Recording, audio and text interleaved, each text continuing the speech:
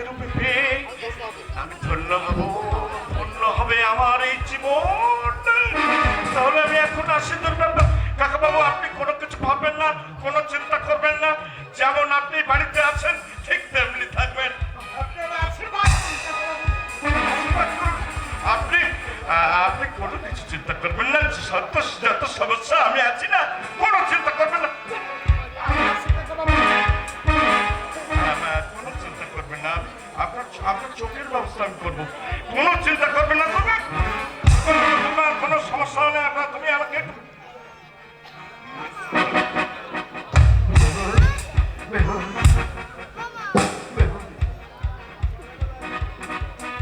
তাহলে আমি এখন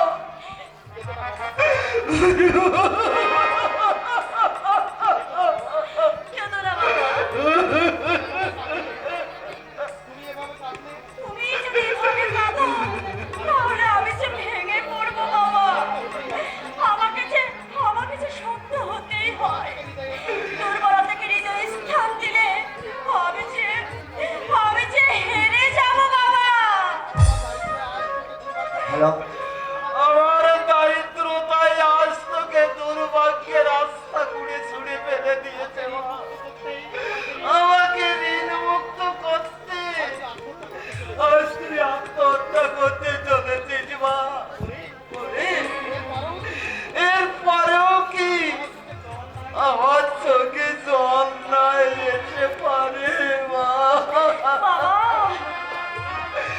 না না, আমাকে অকর্মণ নেই বাবাকে তুই আর বাবা বলে ডাকিস রে মা। ওরে তোর মতো সন্তানের মুখে যেহেত ভাগ্য বাবা কেড়ে নেয়, তাকে যে বাবা আমার কাছে না রে মা, তাকে যে বাবা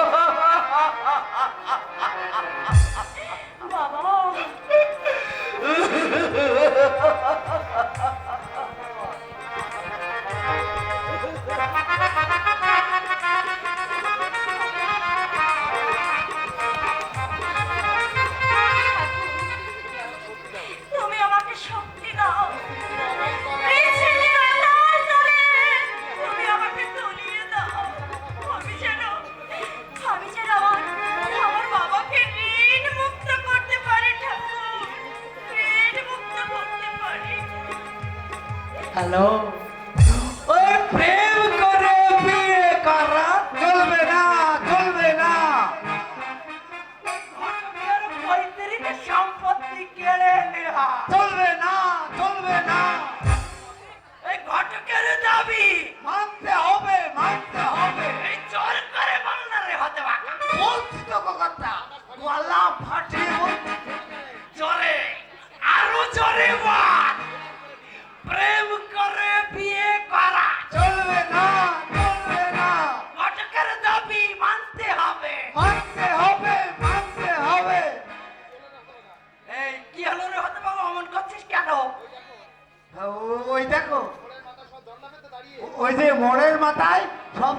মোটামুটি দাঁড়িয়ে আমাদের দেখে কেমন দাঁত বের করে ফিক ফিক করে হাঁটছে। ওরা তো হারবেই। ওরে, ওদের তো আর বউ রাগ করে বাপের বাড়ি চলে যায়নি। আমার মতো অবস্থা হলে বাচ্চাদের টের পেত। শীতের দিনে বউ বাপের বাড়ি যাওয়া কি জিনিস রে যাওয়া। তা তো বলেছে কথা, যার হারায় সেই জানে হারানোর কত ব্যথা। কাঙাল, যে কথা বলো, এই বেশ লোক জমেছে না রে? হ্যাঁ গো কথা, অনেক লোক জমেছে। হ্যাঁ এখানে একটু কথা সভা করা যায়। ঠিক আছে, তাই করো কথা। হ্যাঁ কথা,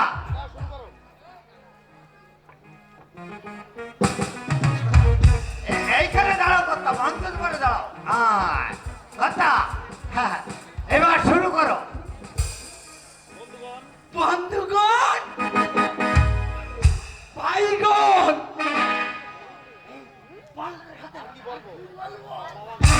বাবাগণ, মাগণ,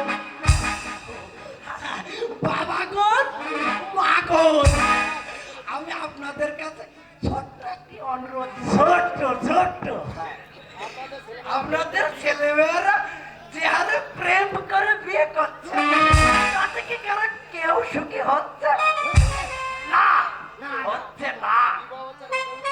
ওরে, বিবাহ হচ্ছে একটা পবিত্র জিনিস।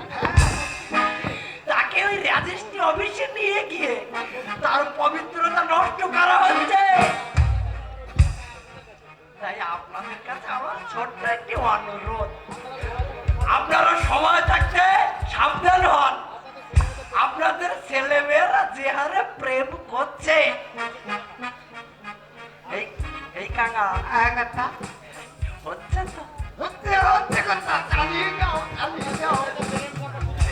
আপনার ওই ছেলে মেয়েদের প্রেম করার সুযোগ দেবেন না।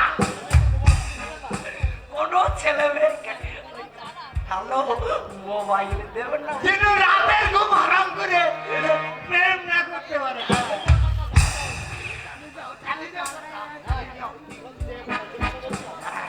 যে কথা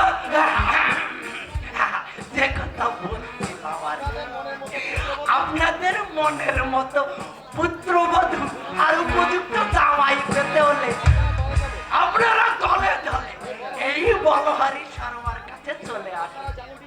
আপনারা যেমনটি চাইবেন ঠিক তেমনটি পাবেন। এক সপ্তাহের মধ্যে আমি বিবাহ যোগ ঘটিয়ে দেব।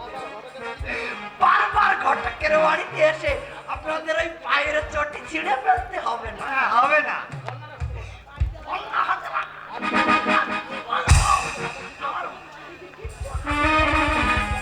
কথা কথা বলছিলাম কি, ওই গিন্নিমার কথাটা কিছু বলো না। ভালো কথা, তা না বললে তোমার উপর এই সমস্ত লোকের দয়া হবে কি করে?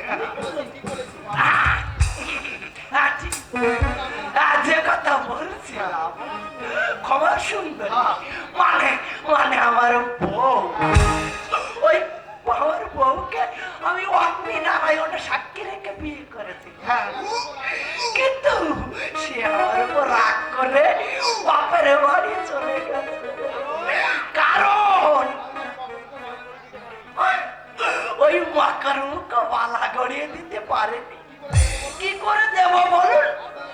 আপনাদের ছেলে মেয়েরা যেভাবে প্রেম করছে আমার পকেটে মাল ঢুকবে কেমন করে?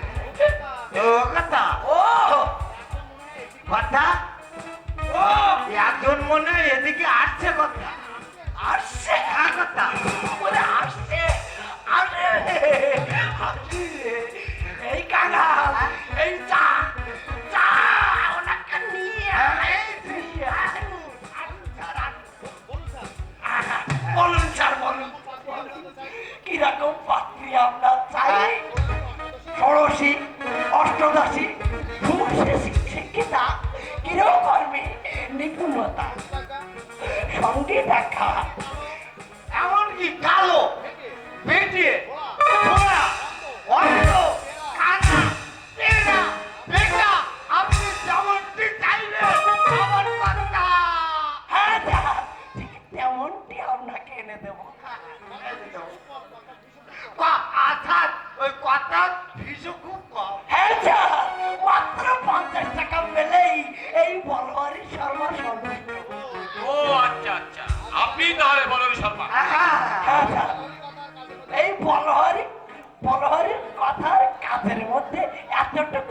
পাবেন না স্যার।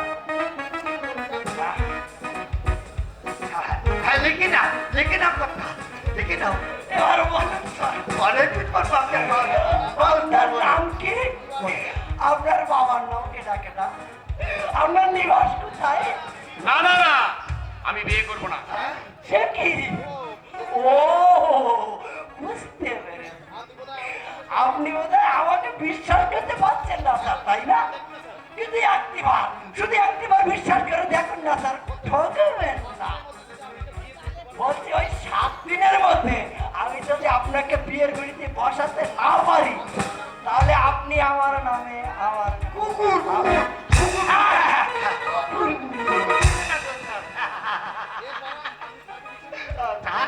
এর পরেও কি আপনি স্যারকে বিশ্বাস করতে পারেন?